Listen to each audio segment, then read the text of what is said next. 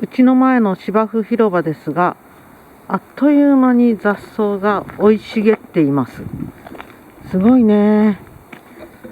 もうこんな、なんか背が高くなっちゃってる。まだまだ大丈夫かなと思ってたのに、あっという間です。こんなゴミとかも結構散らばってるので、まずゴミを掃除して、そしてこんなね、脚立なんかも立っててね、クローバーはいい感じに生えてます。こんなところにカタバミも。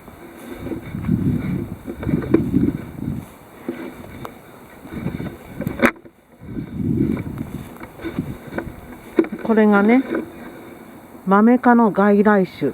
すごいですね。繁もしてますね。こういうね、スミレも生えてる。アジサイはそれぞれ新芽が出てきました。こういう上の方に新芽が出てないところは思い切って坊主のところは切っちゃおうかなと思います。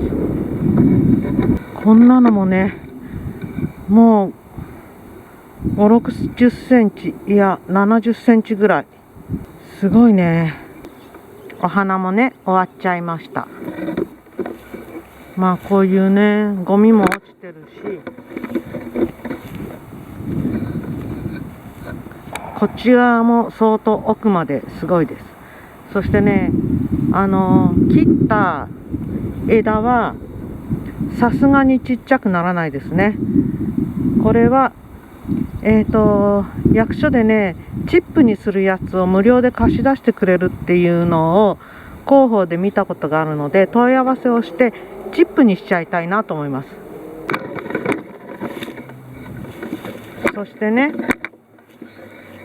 うず高く前回買ったやつを乗っけといたやつがこんなに小さくなってます。15センチぐらいまで縮んだかな。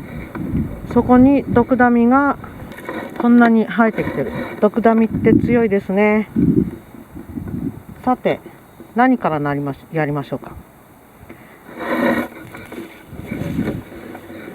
まず新しい草を置く場所を作ります。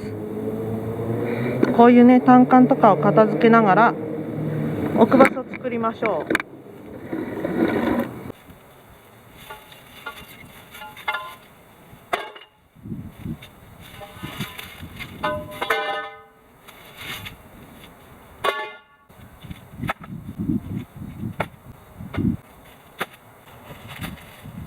重い。よ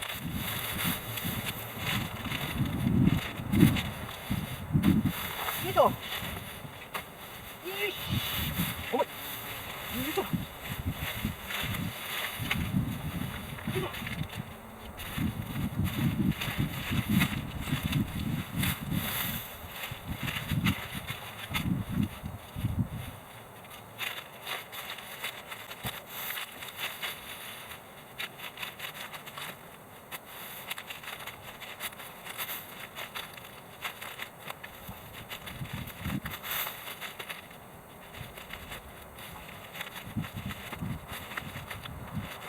いしょ。